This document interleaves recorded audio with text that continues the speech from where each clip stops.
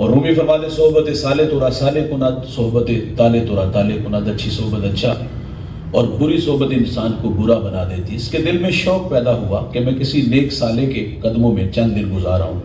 اس کی بستی میں کے پڑوس میں ایک پہاڑ اور پہاڑ کے دامن میں ایک اللہ والا، اور اس کی زندگی کے ورد وظیفے، اس کی یادیں تھیں، اطراف میں شہرت اچھی تھی۔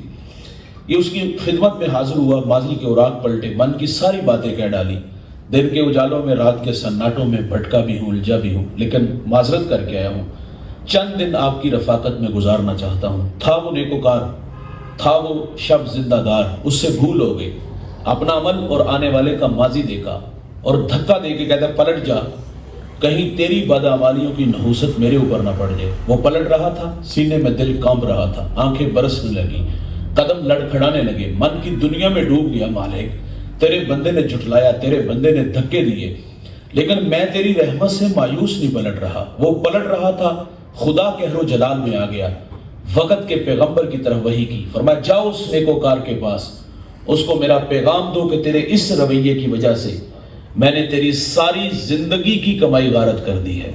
پڑھنے اتے مان کری نہ تے نہ آکھی میں پڑھیا، او جبار قہار صداوے متا روڑ دبے دودھ کڑیا۔ فرمایا میرے پیغمبر اسے بھی ڈھونڈو جو شکستہ دل لے کے جا رہا ہے، اس کو میرا پیغام دو کہ تیرے حسن اعتقاد کی وجہ سے تیرے مالک نے تجھ سے درگزر فرمایا ہے۔ تقویٰ کسے کہتے ہیں؟ عمل کرو اور اللہ سے ڈرو۔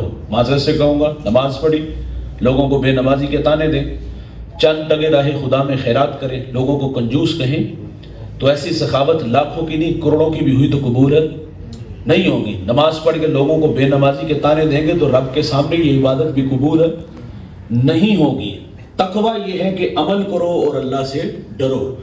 ہم نے اسلاف کو پڑھا ہے، ان کی زندگیوں کا مطالعہ کیا ہے، بڑے بڑے نام ہیں، لیکن ذرا ان کا تقویٰ دیکھیے گا۔ میں ایک شخصیت کا اکثر تذکرہ کرتا ہوں، میں مختصر سا تعارف آپ لوگوں کے سامنے رکھوں گا، پھر تقویٰ بیان کروں گا۔ جس شخصیت کا تذکرہ چھیڑنے لگا ہوں وہ اس امت کا پہلا صوفی بھی ہے، صحابی بھی ہے، وہ راست رو بھی ہے، وہ راست گو بھی ہے، وہ معاملات دنیا کو سلجھانے کا ڈھب اور سلیقہ بھی جانتا ہے۔ میرے نبی نے اس جوان کی تعریف کی، فرمایا میں نے جس کو بھی دین دیا اس نے تعامل سے، تردد سے کام لیا، لیکن فرمایا ابو بکر وہ جوان ہے، میں نے دین دیا، اس نے جھولی میں ڈال لیا۔ یار وہ اتنا عظیم المرتبہ شخص ہے کہ میرے نبی صلی اللہ علیہ وسلم نے غزوہ تبوک کے موقع پر فنڈ کا اعلان کیا، ہر ایک نے اپنی اپنی استطاعت کے مطابق دیا، لیکن جب ابو بکر کی باری آئی نا، ٹاٹ کا خرقہ پہنا، کانٹوں کے تکمے لگائے، حضور کی خدمت میں حاضر ہوئے۔ یہ ادا اللہ کو اتنی پسند آئی، اللہ نے جبریل علیہ السلام کو حکم دیا کہ میرے محبوب کی چوکھٹ پہ حاضر ہو جاؤ، لیکن فرمایا جانا اس طرح جس طرح ابو بکر گئے ہیں، ٹاٹ کا خرقہ پہنو، کانٹوں کے تکمے لگاؤ۔ جبریل حاضر خدمت ہے، میرے نبی فرماتا آج کس ادا میں آگے؟ عرض کی آج کی ادا جو ابو بکر نے اپنائی ہے نا، وہ اللہ کو بڑی پسند آئی ہے۔ وہ اتنا بڑا نام، یار اقبال خیراتی عقیدت پیش کرتا ہے، وہ کہتا ہے ذرائے عشق نبی از حق طلب، سوز صدیق و علی از حق طلب، روح را جز عشق او آرام نیست، عشق کو روزیست او را شام نیست، ہر کے عشق مصطفیٰ سامان اوست، بحر و بر در گوشائے دامان اوست۔ اقبال کہتے ہیں جوانوں، اللہ سے اگر کچھ مانگنا ہے نا تو نبی کے عشق کا ایک ذرہ مانگو، اور اگر سوز مانگنا ہے تو ابو بکر والا مانگو، مولا علی والا مانگو۔ کبھی اقبال کہتے ہیں مالک تڑپنے پھڑکنے کی توفیق دے، دل مرتضیٰ سوز صدیق دے۔ کتنا بڑا نام ہے یار، ذرا تقویٰ دیکھیے گا۔ آپ فرماتے کاش کہ میں ایک پرندہ ہوتا، ایک شجر سے اڑتا، دوسرے کی ٹہنی پہ بیٹھ جاتا، تاکہ میں قیامت کے حساب سے بچ جاتا۔ کبھی فرماتے کاش کہ میں ایک سوکھی ہوئی لکڑی ہوتا، لوگ اسے جلا دیتے، میں خاک کا ڈھیر بن جاتا۔ اسے تقویٰ کہتے ہیں۔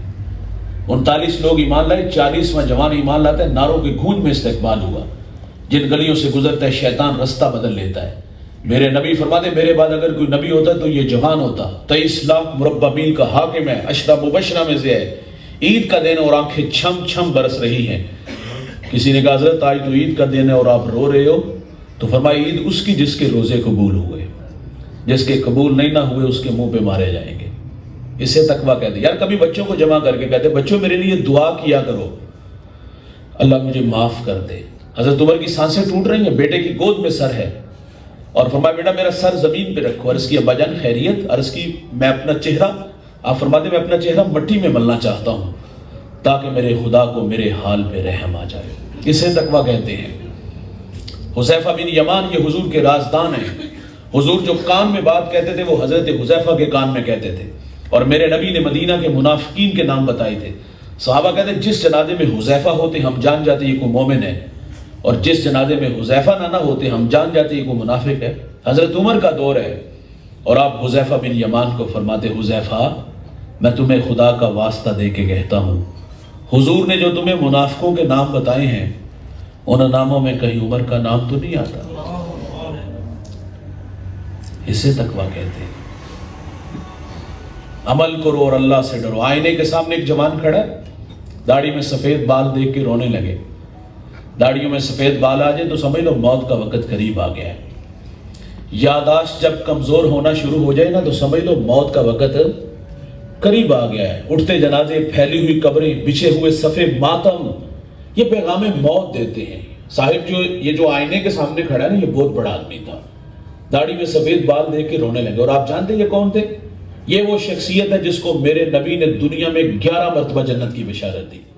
یہ آپ کو بڑا بھائی وہ اللہ کے گھر میں تڑپتے پائے گئے.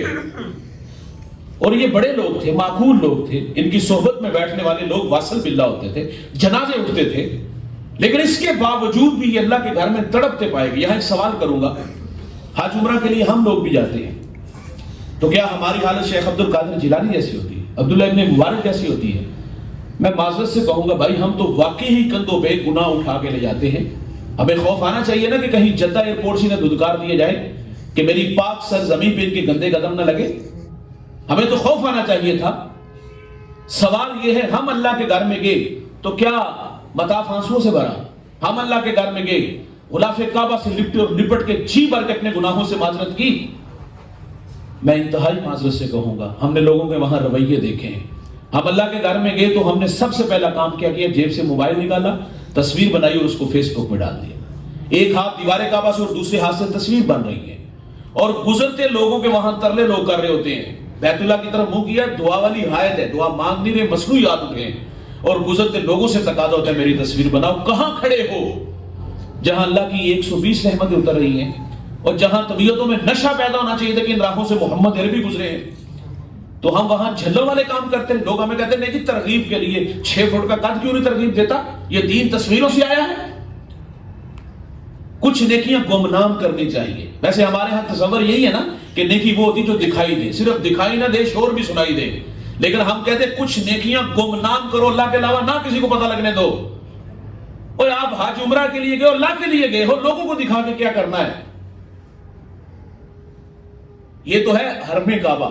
ہم نے مدینہ میں بھی لوگوں کو دیکھا ہے. ہم جب پروگرام کرتے ہیں تو آخر میں درود و سلام پڑھتے ہیں, اور جب درود و سلام کے لیے کھڑے ہوتے ہیں نا تو آنکھیں بند بھی ہوتی ہیں, نم بھی ہوتی ہیں, اشک بار آنکھوں سے حضور کی بارگاہ میں سلام پیش کرتے ہیں.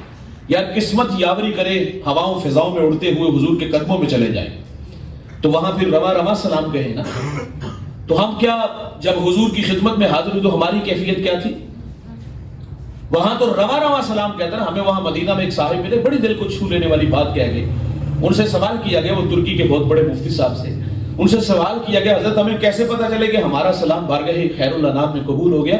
آپ فرماتے ہیں مواجہ شریف کے سامنے گزرتے اگر آنکھیں بھیگ جائیں نا تو سمجھ لو کہ حضور کی بارگاہ میں سلام قبول ہو گیا ہے. وہاں تو سلام اشکبار آنکھوں سے کرنا تھا. بھائی ہم کیا کرتے رہے, ایک ہاتھ میں 5 ریال کا جوتا اور دوسرے ہاتھ میں موبائل, اور اونچی اونچی آواز میں حضور کو سلام کر لو, حضور کو سلام کر لو. ہمارا عقیدہ ہے ہم یہاں سے پڑھے وہ مدینے سنیں. مصطفیٰ کی سماعت پہ لاکھوں سلام.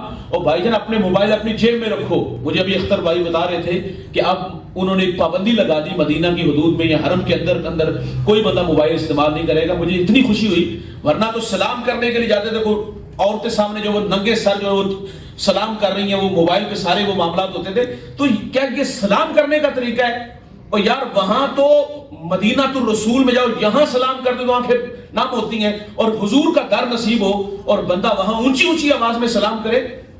آج بھی حکم وہی ہے کہ لے سانس بھی آہستہ کے دربار نبی ہیں. وہاں تو سانسوں کا شور بے ادبی ہے, یہاں تڑپتے ہیں, یہاں سلگتے ہیں.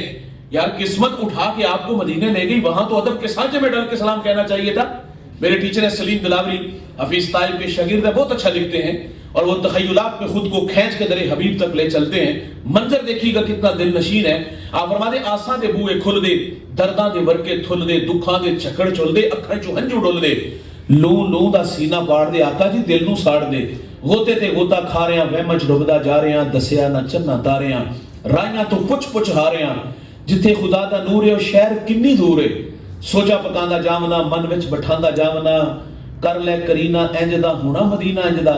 ویلے نے ڈاڈے یا نبی, پلے نہیں ساڑے یا نبی, بیٹھے دراڈے یا نبی, امتی تو ہاڈے یا نبی. ہجران دے پھنی رشوک دے, مڑ مڑ کے اے حقوق دے, آمن مرادہ پک کے قسمت لے جامن دھک کے, سونا مدینہ تک کے, بے جامہ جس دم تھک کے, ٹھنڈی ہوا جے وگ جائے تے اکھ ذرا کو لگ جائے, کملی ذرا سرکا کے, مکھڑے تو پردہ چا کے, خواباں چ پھیرا پا کے, آقا یہ آکھنا کے, راواں دی سختی جل کے آئے اور دوروں چل کے, الفت دے ڈابو تر کے, ہو کے سلیم بھر کے, دل نو آنندے آ گیا, سانو پسندے آ گیا. کرم فرماؤ ساڑے دے حبیبی یا رسول اللہ, مدینے آؤں نہیں دیندی غریبی یا رسول اللہ. یار یہاں تڑپے, یہاں سرگے, حضور کے قدموں میں حاضری نصیب ہو, وہاں تو رواں رواں سلام کہے, اور وہاں ہم اونچی آواز میں سلام کرتے رہے, اونچی اونچی آواز میں بولتے رہے. امام مالک کو پڑھیے گا 40 سال روزے رسول پہ رہے, اور 40 سالوں میں ایک مرتبہ بھی ایسا نہیں ہو کہ آپ نے کتاب کا ورق پلٹا اور اس کی آواز بھی پیدا ہوئی ہو. آپ مدینے کی گلی بازار سے گزرتے, دیوار کے ساتھ لگ کے گزرتے, کندھے زخمی ہو جاتے. کسی نے امام سے کہا حضرت حضور کے شہر مدینہ کے گلی بازار اتنے تنگ سوڑے نہیں کہ آپ دیوار کے ساتھ لگ کے گزرتے ہو. تو آپ فرماتے ہیں یہ گلیاں بازار وہی ہیں جہاں سے حضور گزرے ہیں. احتیاط اس لیے ہے کہ کہیں بے خبری میں میرا پاؤں وہاں نہ آ جائے جہاں میرے حضور کے قدم لگے ہیں, اور میں بے ادبوں میں نہ لکھ دیا جاؤں. میں اور حضرت صدیق اکبر رضی اللہ تعالیٰ عنہ نے وہاں دیوار کھڑی کی, وہ دیوار آج بھی موجود ہے. جہاں میرے نبی کی پیشانی لگتی ہے نا, انہوں نے وہاں دیوار کھڑی کی, مصلی کھینچ کے پیچھے لے آئے. جہاں میرے نبی کے قدم لگتے ہیں وہاں ابو بکر کی پیشانی لگتی ہے. سیدی اعلیٰ حضرت نے لکھا ہے کہ مدینے میں جاؤ نا تو وہاں آنکھیں بھی پوری نہ کھولو. یہ اس چوکھٹ کا ادب ہے. لیکن ہم کیا کرتے رہے, اونچی اونچی آواز میں بولتے رہے. میں مدینہ میں تھا رمضان المبارک میں, میرے ایک دوست نے کراچی سے ان کا تعلق, ان کے بیٹے نے حفظ کیا, پوری فیملی کو انہوں نے مدینہ میں بلایا, ہم اس میں پروگرام ہوا, ہم بھی وہاں شامل ہوئے. تو ان کے والد بہت بڑے عالم ہیں. آغاز میں انہوں نے ثنا کی نعت کے لیے ایک صاحب آئے تو کہا بیٹا یہ کوچہ حبیب ہے, یہ پاکستان نہیں, دنیا میں جہاں بھی جاؤ جس لہجے سے پڑھنا ہے وہ آپ کا مزاج, لیکن یہاں اپنا لہجہ دھیما رکھنا, یہاں دھیمے لہجے میں نعت پڑھنا, یہاں اونچی آواز میں نعت بھی نہ پڑھنا. وہ کہتے ہیں 40 سال ہو گئے میرا مدینہ میں آنا جانا ہے, علماء سے بھی اولیاء سے بھی ملا ہوں. اور وہ کہتے جب وہ آپس میں کلام کرتے تھے اتنے محتاط ہوتے, کندھے پر ٹھوڑی رکھتے اور آہستہ آواز پہ بات کرتے. اور ایک بات جس نے دل کے دروازے پر جھٹکا دیا, کہتے ہیں میرے نزدیک مدینہ الرسول کی بے ادبی یہ ہے کہ بندہ یہاں آ کے بے تکلف ہو جائے. تو ہم کیا کرتے رہے بھائی, ہم نے اسلاف کو پڑھا, وہ اللہ کے گھر میں تڑپتے پائے گی, وہ مدینہ الرسول میں ادب کے سانچے میں ڈھل کے درود و سلام پیش کرتے رہے.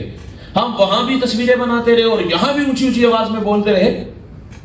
تو بات تقوی کی عرض کر رہا تھا کہ تقوی یہ ہے کہ عمل کرو اور اللہ سے ڈرو. آگے ارشاد فرمایا وَلْتَنْظُرْ نَفْسٌ مَا قَدَّمَتْ لِغَدٍ, اور ہر جان دیکھی کہ اس نے آنے والے کل کے لیے آگے کیا بھیجا ہے. یہ خطاب آپ کو بھی ہے اور مجھے بھی.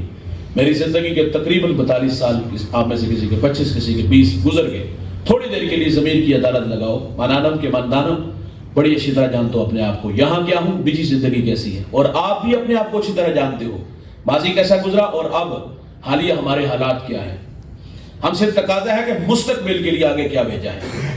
بھائی جان وہ بات عمل کی گئی ہے. دنیا ہے نا, مستقبل روشن نہیں تو محنت ہے. محنت کتنی ہم لوگ کرتے ہیں, 8 گھنٹے نہیں صاحب, 18 گھنٹے. پردیس کے دھکے بھی کھاتے ہیں. دنیا بنانے کے لیے 18 گھنٹے پردیس کے دھکے کھائے, اور آخرت کے لیے میں معذرت سے کہوں گا ہم نے لوگوں کی طبیعتوں میں بے نیازی دیکھی ہے, اور آخرت کے معاملے میں لوگ بالکل بے فکر. وہ کہتے ہیں یہ جہاں مٹھا اگلا کس نے ڈٹھا, آئے گی تو دیکھی جائے گی, مولوی بخشے گی, ایسے بھی بخشے جائیں گے, ڈبکی لگے گی جان چھوٹ جائے گی. ہم لوگ آخرت کے معاملے میں ہماری طبیعتیں بے نیاز ہو گئی. تو ہم سے تقاضا ہے کہ مستقبل کے لیے آگے کیا بھیجا, وہ بات عمل کی گئی ہے.